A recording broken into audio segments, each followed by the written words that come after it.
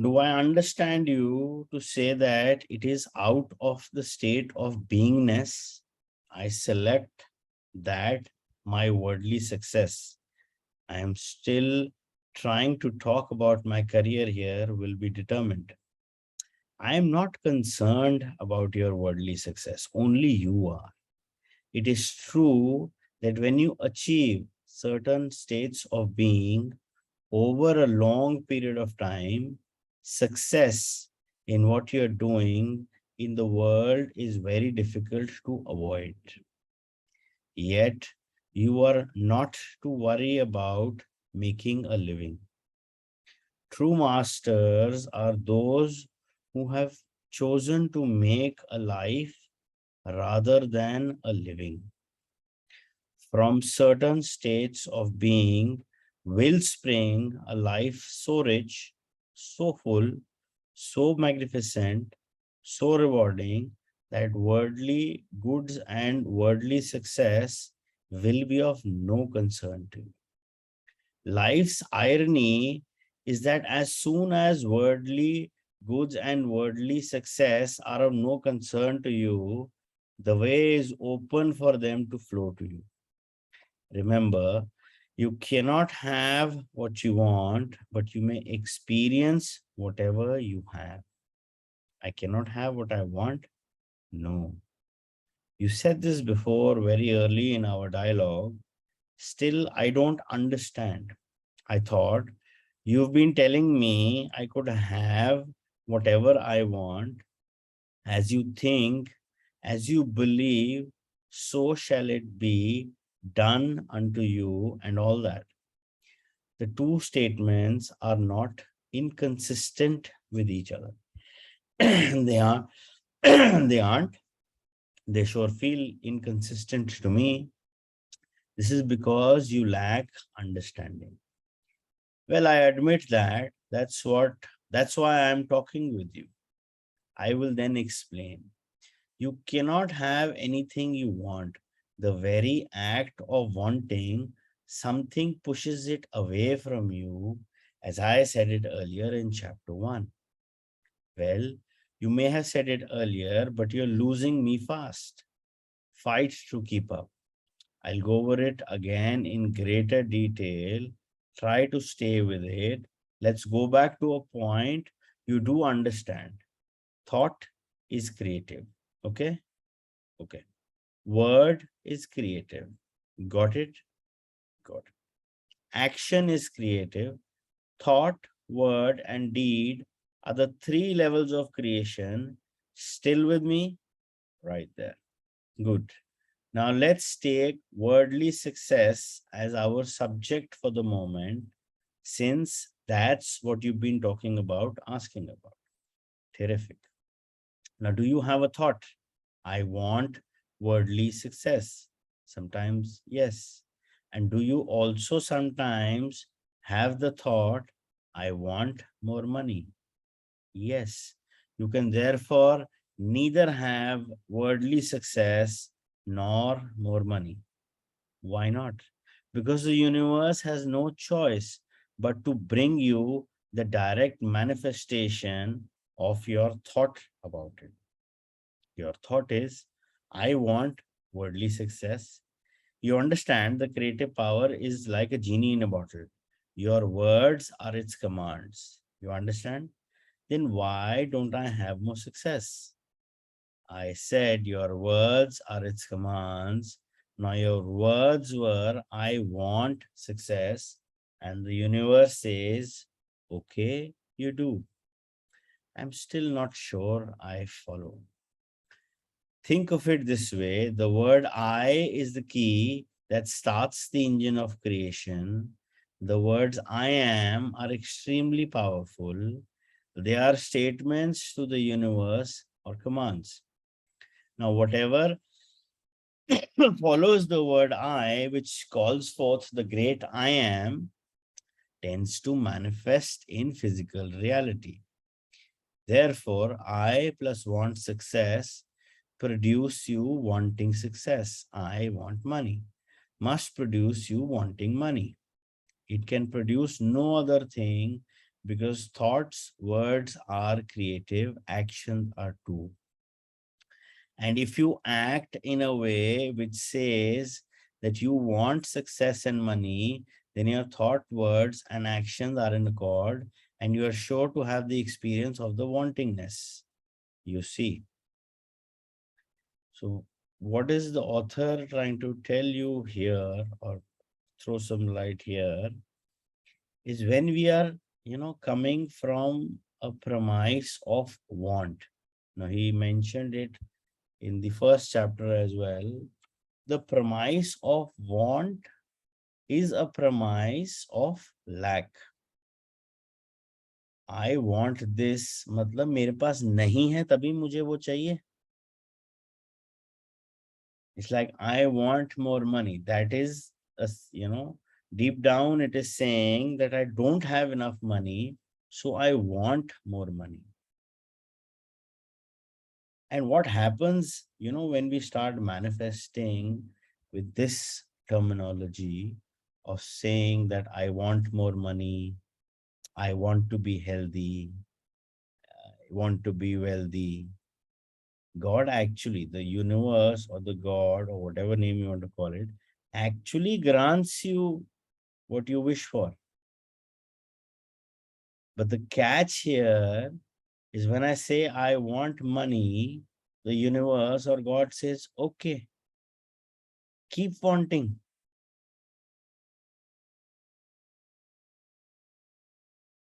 Because you are coming from a premise of want, a premise of lack, and your statement says, I want, and God says, okay. Does it say that thank you for the money I have, or, I have good money with me? It does not say that. So when I'm saying I want, God says, okay, keep wanting. It's like, you go to a restaurant and you see a board says, lunch will be free tomorrow. Very excited. अच्छा यार, कल आएंगे. Free में lunch मिलेगा, मजा आएगा.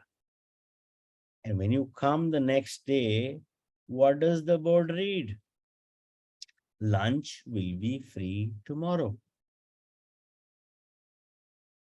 That's how when we get to manifesting that we want something and we stay in that zone of just keeping, just going on wanting, wanting, wanting. It is never granted. See, in a basic rule of manifestation, you get what you give. Somehow it's not related with the book, but since we are talking about that, so in order to get money, we need to start actually giving money or giving something in kind. Now, how that works is when you are giving, that means you are coming from a premise of abundance. Like we read in the yesterday's example of that person thinking whether I should give that $5 bill to the beggar or not. So even if you give money or even if you give anything, I mean, as simple as a smile back to a person who's demanding or who's looking for something is coming from a premise of abundance because you are giving. चाहे आप smile दे रहे हो किसी को, not necessary that you have to, it's about money. The zone of abundance or, the area or the premise of abundance starts from giving. You are either giving a smile, you're either giving your time, you're either giving your knowledge, or you're either giving your money. Anything that you're giving is immaterial. But since you are on that zone of giving, that determines your zone of abundance. और जब आप उस zone of abundance से आते हो, that is what you get. And that is also, again, abundance.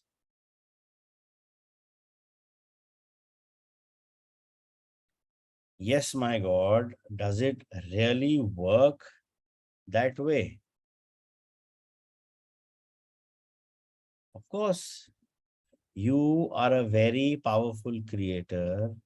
Now, granted, if you had a thought or made a statement just once, as in anger, for instance, or frustration, it's not very likely that you'll convert those thoughts or words into reality. So you don't have to worry about drop dead or go to hell or all the other less than nice things you sometimes think or say.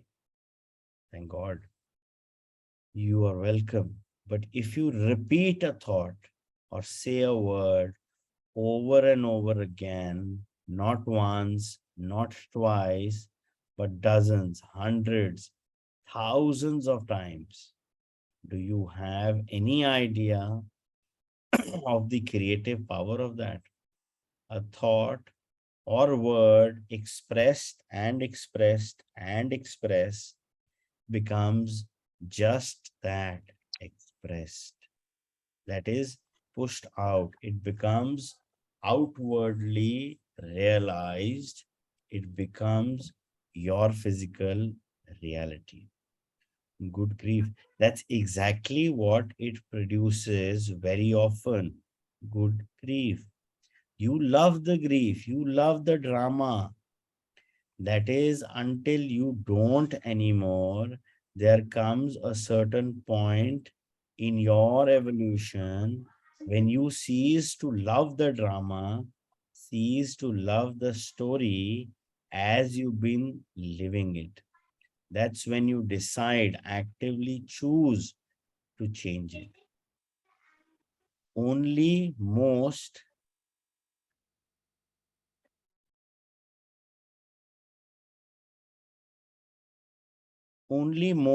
don't know, you now do.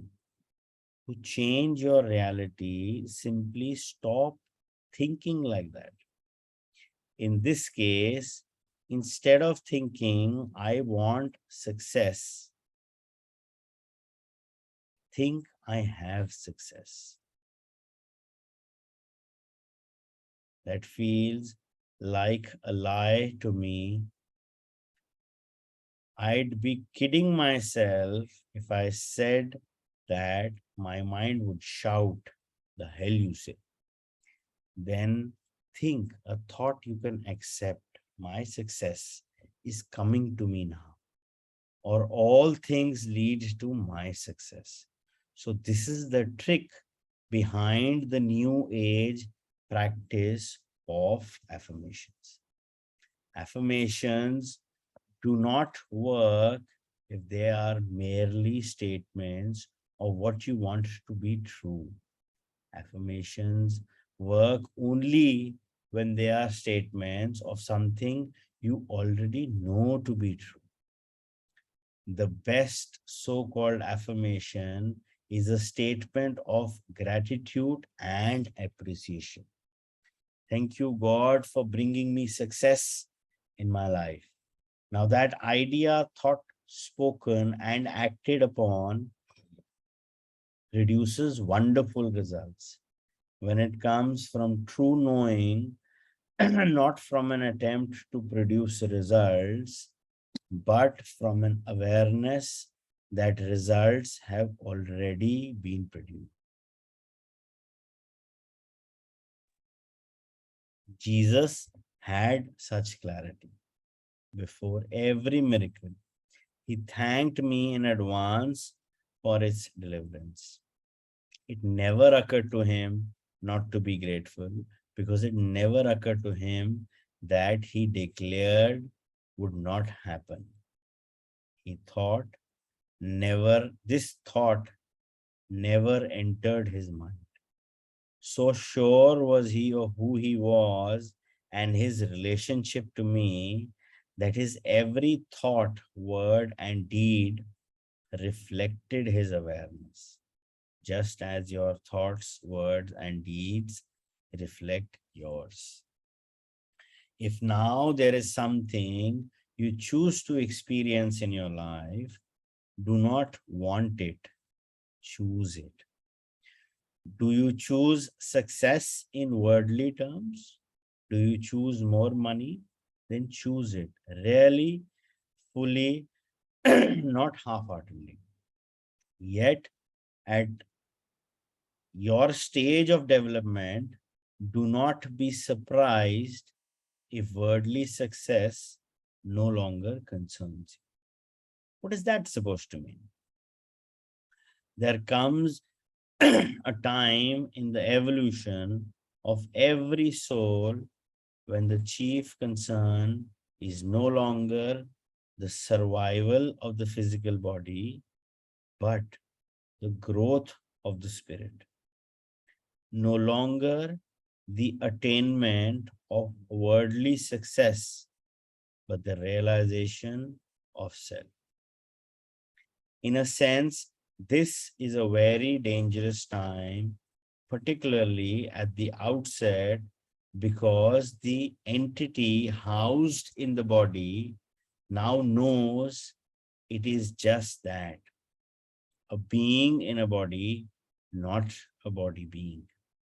At this stage, before the growing entity matures in this point of view, there is often a sense of no longer caring about affairs of the body in any way.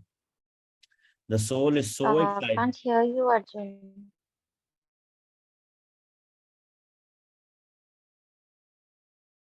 Am I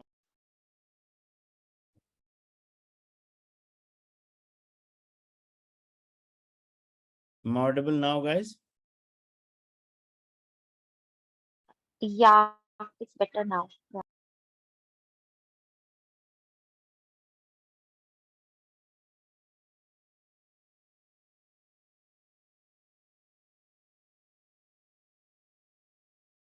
At the mind abandons the body and all matters of the body.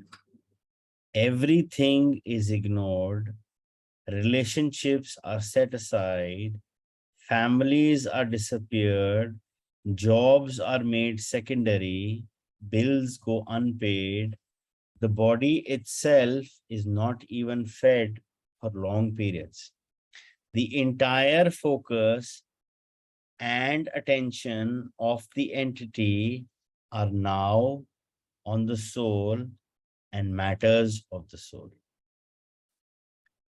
This can lead to a major personal crisis in the day to day life of the being. Although the mind perceives no trauma, it is hanging out in bliss. Other people say you have lost your mind, and in a sense, you may have. Discovery of the truth that life has nothing to do with the body can create an imbalance the other way, whereas at first the entity acted if the body were all there is now, it acts as if the body matters not at all. This, of course, is not true, as the entity soon and sometimes painfully remembers. So, in the previous chapter, when he was talking about, if we can't say, or, if we should not prefer to use the word want because it's coming from a premise of lack. So, what exactly should be our way of communication? In that sense, in that sense, the affirmations really help. And, affirmations, I remember we did in details. One of the basic things about affirmations or affirmative sentences is that if it comes from a premise of gratitude, thank you, being grateful, and if it's in present tense, as if the entire thing that you are talking about, or the entire experience that you're talking about, or the uh, thing you're talking about is already with you, because the mind does not know whether it is reality or not. And this is where we come in and we try to fake it to the mind so that it starts believing it as reality. So if I start making these affirmations, thank you, God, for this amazing life of mine, irrespective of what my life circumstances are, and if I'm not bogged down, and change this affirmation and keep this affirmation, what is it telling to the mind? That it's a great life. It's an amazing life. And then accordingly, the mind will start functioning on that frequency, because you are actually tuning your mind to the frequency of positive feelings, above the line feelings, gratitude feelings. So उस feeling पे जब हम purposefully अपने mind को tune करा रहे हैं, उसको बार बार बोल के, thank you God for an amazing life, thank you universe for an amazing life, what is the mind actually thinks it's an amazing life, irrespective of whatever is happening into you. हो सकता है आपकी life बहुत बुरी चल रही हो, you would be going through a very bad phase of your life, but if you start not getting bogged down by what actually is and start using powerful positive affirmations of thank you God for a wonderful and amazing life, the brain, the mind is actually tuned into that frequency and it will start behaving like that. And that is one of the major ways of how you can, be consciously aware of your emotions and choose the positive emotions, and make sure that the mind does not sway away from that frequency of positivity, that frequency of gratitude, into whatever could be that is the pitfall. That's an actual way of consciously being consciously aware and consciously working with your mind. So use positive affirmations, use gratitude affirmations, and they should be in your positive sense, irrespective of what is happening in your life. See, remember, at the end of the day, हमें क्या चाहिए? What is it that we desire?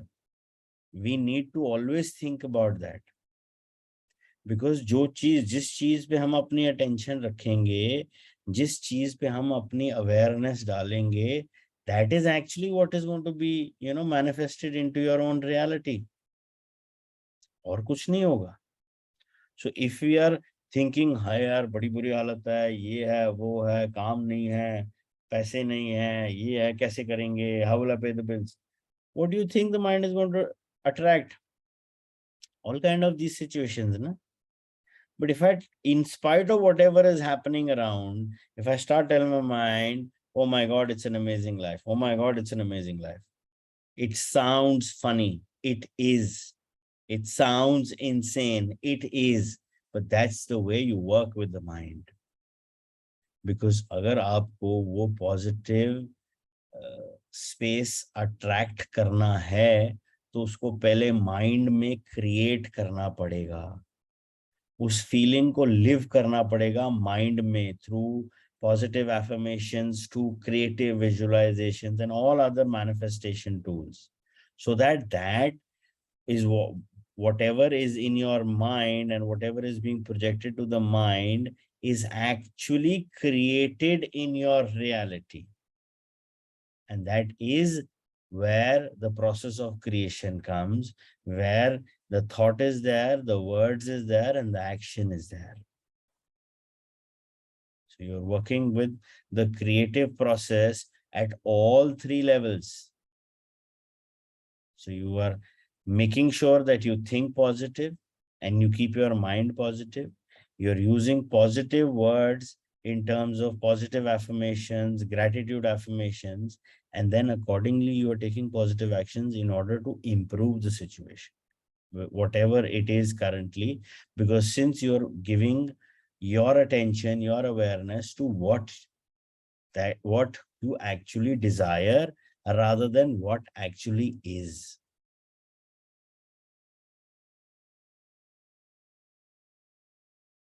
You are a tripart being made of body, mind, and spirit. You will always be a tripart being, not just while you're living on the earth.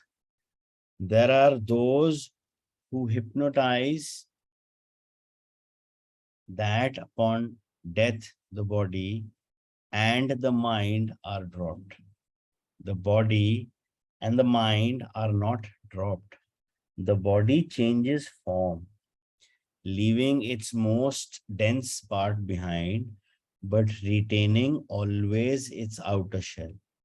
The mind, not to be confused with the brain, goes with you too, joining with the spirit and the body as the one energy mass of three dimensions of essence. Should you choose to return to this experiencing opportunity that you call life on earth, your divine self will once again separate its true dimensions into what you call body, mind, and spirit. In truth, you are all one energy, yet with three distinct characteristics. As you undertake to inhabit a new physical body here on earth, your ethereal body, as some of you have termed it, lowers its vibration, slows itself from a vibration so rapid that it cannot ever be seen, to a speed that produces mass and matter. This actual matter is the creation of pure thought, the work of your mind, the higher mind aspect of your three-part being. This matter is a coagulation of a million, billion, trillion different energy units into one enormous mass controllable by the mind. You really are a mastermind. As these tiny energy units have expended their energy, they are discarded by the body while the mind creates new ones. This the mind creates out of his continuing thought about who you are. The ethereal body catches the thought, so to speak, and lowers the vibration of more energy units, in a sense, crystallizes them, and they become matter, the new matter of you. In this way, every cell of your body changes every several years. You are quite literally not the same person you were a few years ago. If you think thoughts of illness or dis-ease or continuing anger, hatred, and negativity, your body will translate these thoughts into physical form. People will see this negative, sick form and they will say, what's the matter? They will not know how accurate their question is. The soul watches this whole drama play out year after year, month after month, day after day, moment after moment, and always holds the truth about you. It never forgets the blueprint, the original plan, the first idea, the creative thought. Its job is to remind you, that is to literally remind you, so that you may remember once again who you are and then choose who you now wish to be. In this way, the cycle of creation and experience, imaging and fulfilling, knowing and growing into the unknown continues both now and even forevermore. Oof. Yes, exactly. Oh, and there's much more to explain. so much more, but never ever in one book, nor probably even in one lifetime. Yet you have begun, and that is good. Just remember this. It is as your grand teacher, William Shakespeare, said, there are more things in heaven and earth, Horatio, than are dreamt of in your philosophy. May I ask some questions about this? Like when you say the mind goes with me after death, does that mean my personality goes with me? Will I know in the afterlife who I was? Yes. And you and who you have ever been, it will all be opened unto you, because then it will profit you to know. Now, in this moment, it will not. So there are two things which need to be discussed, in detail. Is what happens when we die is that the body gets, uh, merged with all the 5 elements of the earth, of planet Earth, which is fire, water, air, ether, space, जो भी है. But what happens to the mind? Mind कहाँ जाता है? Mind हमारे साथ रहता है. In the sense, mind stays on planet Earth, but does not get to go to the metaphysical world. But जब हम वापस आते हैं and we take a rebirth in terms of a reincarnation, as soon as we enter planet Earth, the mind actually gets back and gets attached to us, because the mind knows the actual frequency of the soul or the spirit. In fact, spirit in literal sense means a combination of mind and soul. So when we are referring to just the soul, and when we are referring to the spirit, it is the soul with the mind. So when we come back as a reincarnated soul on planet Earth, we get that past mind back to us, because who we are is a collective set of memories. वो memory कहाँ पे है? वो mind में है. वो subconscious mind में है, which is a part of the mind, which is 95% of your mind, which stores, the reservoir of every experience that you've ever experienced in this life or previous lives, or in the last whatever incarnation you want to see. Because, and how do we know that? जब हम अर्थ पे आते हैं, कोई हमें साथ, to a newborn, a boy or a girl, does he or she been taught how to breathe? No. And how are they breathing? Because these set of experiences come from our previous minds, which are from our previous incarnations. Breathing is one of it. And those, and that mind actually has all the information for all that is, being done throughout the incarnation.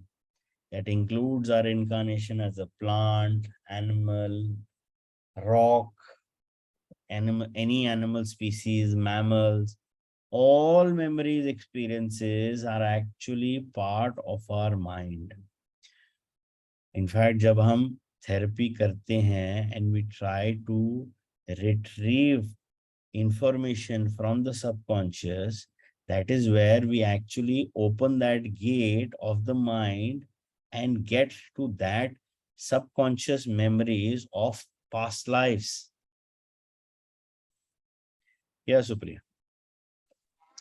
Yeah, just wanted to ask you then what is higher self? Is it the the Except is- soul energy which doesn't come down with us? Though is not related with the book, but your higher soul is your energy, which does not come on earth. It is responsible for the soul group, and it's like a commander of a war who's sitting above and giving all Yeah. direction, but does So not enter. that has all the memory basically. It, No, so subconscious mind has all the memory. See, and your huh, subconscious mind has all the memories in terms of, when you're here on earth, but there are a lot of memory retrieval that happens from the collective conscious as well. okay, So higher self is like a commander sitting in the metaphysical who sent his soul to experience whatever it has been experienced, and starts is monitoring your day to day, and the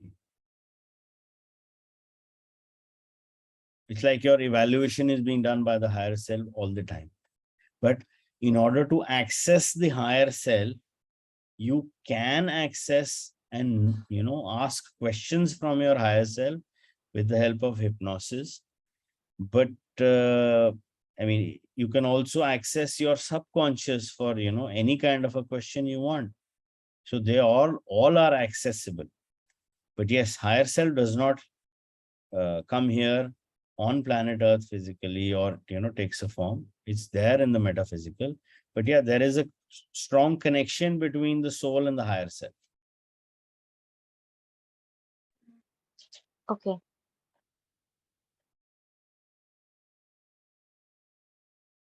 See, when you're in a school, you hear a lot of times the principal makes an announcement which is relevant to you. That's like a higher self yeah, telling people what to do. The हो सकता है principal is not accessible all the times, but yeah, it's not that the principal is not there. It's there, but not accessible at all times. But yeah, definitely accessible if you want. But yes, there is a okay. protocol of how to access. Because I think I always thought that ourself is us only, our own subconscious, which we can't See, access, not the whole conscious state. concept when you get onto this is everything is one. So higher self is us, God is us, collective consciousness is us, pure consciousness at play is actually us. But वो realize करने के लिए वो stages तो पार करने पड़ेंगे ना. Correct, right. That I agree. Yeah, Yeah. So higher self in the literal sense is us. There is no question on that. But हाँ, उसको stages retrieval करने के लिए तो थोड़ा थोड़ा तो करना पड़ेगा ना.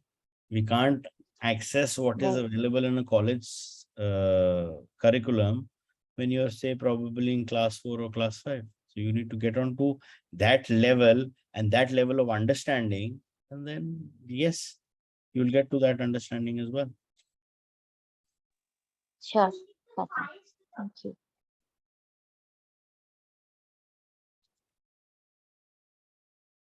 May I ask you some questions about this? Like when you say the mind goes with me after death, does that mean my personality goes with me? Will I know in the afterlife who I was? Yes, and who you have ever been, it will all be opened onto you, because then it will profit you to know now, in this moment, it will not. And with regard to this life, will there be an accounting, a review, a tally taking? There is no judgment in what you call the afterlife. You will not even be allowed to judge yourself, or you would surely give yourself a low score, given how judgmental and unforgiving you are with yourself in this life. No, there is no accounting, no one giving thumbs up or thumbs down. Only humans are judgmental. And because you assume that I must be, yet I am not. And that is a great truth you cannot accept. Nonetheless, while there will be no judgment in the afterlife, there will be opportunity to look again at all you had thought, said, and done here, and to decide if that is what you would choose again based on who you say you are and who you want to be. There is an Eastern mystical teaching surrounding a doctrine called Kamaloka. According to this teaching, at the time of our death, each person is given the opportunity to relive every thought ever entertained, every word ever spoken, every action ever taken, not from our standpoint, but from the standpoint of every other person affected. In other words, we've already experienced what we felt thinking, saying, and doing what we did. Now we are given the experience of feeling what the other person felt in each of these moments. And it is by this measure that we'll decide whether we'll think, say, or do these things again. Any comment? What occurs in your life after this is far too extraordinary to describe here in terms you could comprehend, because the experience is other dimensional and literally defies description using tools as severely limited as words. It is enough to say that you will have the opportunity to review again this, your present life, without pain or fear or judgment, for the purpose of deciding how you feel about your experience here and where you want to go from there.